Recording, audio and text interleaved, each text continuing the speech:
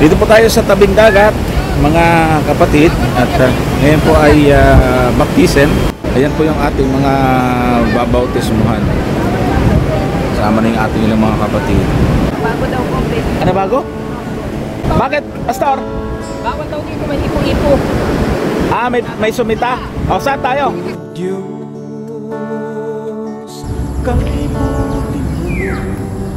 Alam natin na ang buhay dito sa mundong ito ay may hangganan, may kamatayan. Lahat tayo may katapusan.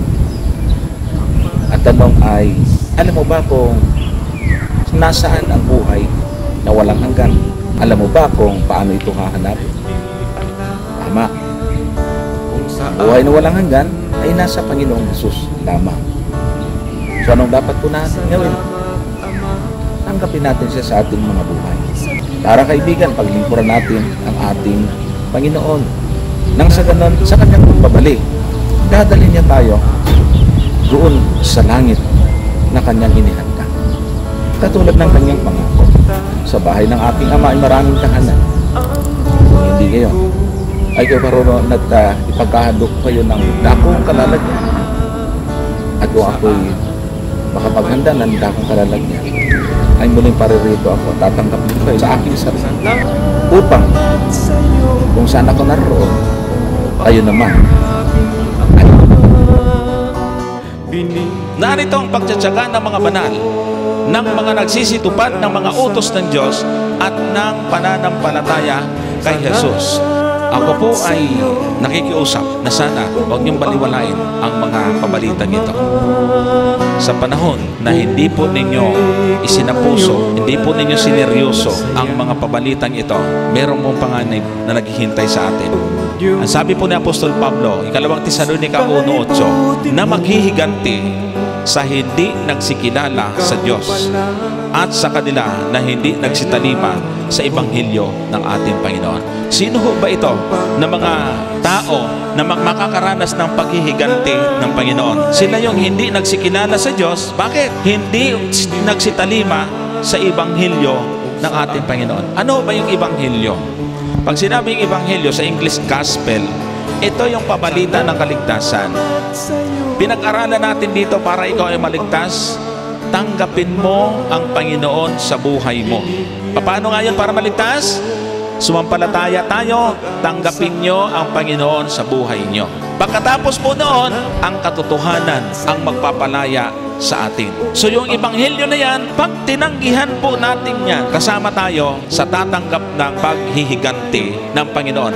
Bakit ho ang tawag ay paghihiganti? Di ba pag ang tao ay gumanti, galit? Pag galit ka, gusto mo gumanti. Tama? Galit ba ang Diyos? Bakit siya gaganti? Ipinakilala na ang tamang dapat nating gawin. Ipinakilala na ang kabutihan na ating matututunan kung susundin lang natin ang kanyang mga instruction. Pero babaliwalain natin yan. Malungkot ang Panginoon na sa tanggapin siya na ipinakilala at pinag-usapan natin ay babalik lang kayo sa inyong dating pinanggalingan. I-ignore lang po ninyo ito at hindi po ninyo bibigyan ng pansin.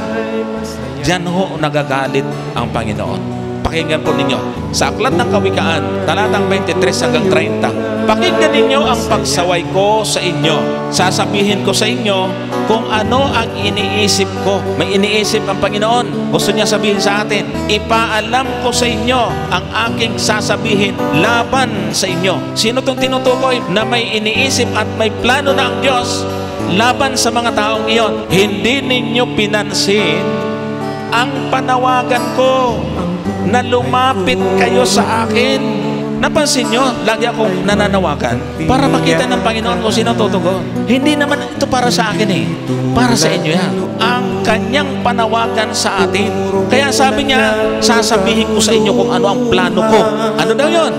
Sapagkat hindi ninyo pinansin ang panawagan ko na lumapit kayo sa akin. Kaya sana wag ho nating babaliwalain ang panawagan ng Panginoon, mga kapatid. At binaliwala ninyo ang lahat ng payo ko at pagsaway. Ay pagka hindi pa tayo niyan, mga kapatid, nakapag-isip, ay dapat lang talaga tayong parusahan. Verse 26, pagtatawanan ko kayo kapag ka napahama kayo, kukutsain ko kayo, kapag dumating sa inyo ang paghihirap at mga pangyayaring nakakatakot gaya ng ipo-ipo at bagyo. Kaya yung hindi ho tatanggap sa kanyang panawagan, it's your choice. Kaya magagalit yung Panginoon sa hindi tatanggap sa kanyang panawagan. Ano sabi sa verse 28? Tatawag kayo sa akin sa panahong iyon, ngunit hindi ko kayo sasagutin. Gusto nyo ba yun, mga kapatid? Yung sa panahon na tatawag kayo kasi ang mundo ay sira na, talagang matatapos na, magugunaw ng mundong ito.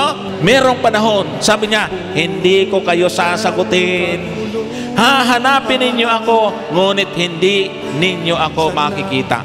May panahon darating, mga kapatid, natatawag tayo sa Panginoon, wala na, hindi na tayo papakinggan. Hindi ko po sinasabi daw. Ayan o, mababasa natin ng malinaw. Verse 29, dahil ayaw ninyo na tinuturuan kayo at wala kayong takot sa Panginoon. Kaya nga, pag pinalampas nyo ito sa inyong sarili, mga kapatid, tinanggihan ninyo ang mga payo ko at minasama ang aking pagsaway sa inyo. Marahil ang ilan sa inyo ay na-offend. Bakit naman ganito? Parang ang sakit na salita. Hello, saway po yun.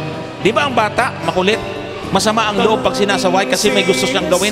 Ganon din tayo minsan. Hindi ako sigurado, hindi ako pupwede, kapatid. Sino tinanggihan natin? Panginoon. Ang Panginoon ang ating ipinagpapalit sa ating mga sariling mga plano sa buhay. Inyong hanapin ang Panginoon samantalang siya'y masusumpungan. Magsitawag kayo sa Kanya samantalang siya'y malapit. Pag nagkamali pa tayo ng pagpili sa Panginoon, mga kapatid, inilagay na natin ang ating sarili sa panganib. Paano ang assurance natin, mga kapatid?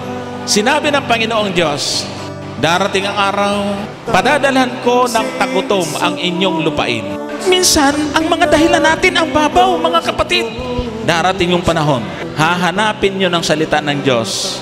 Pero anong mangyayari? Ang sabi, masusumpungan ba? Hindi.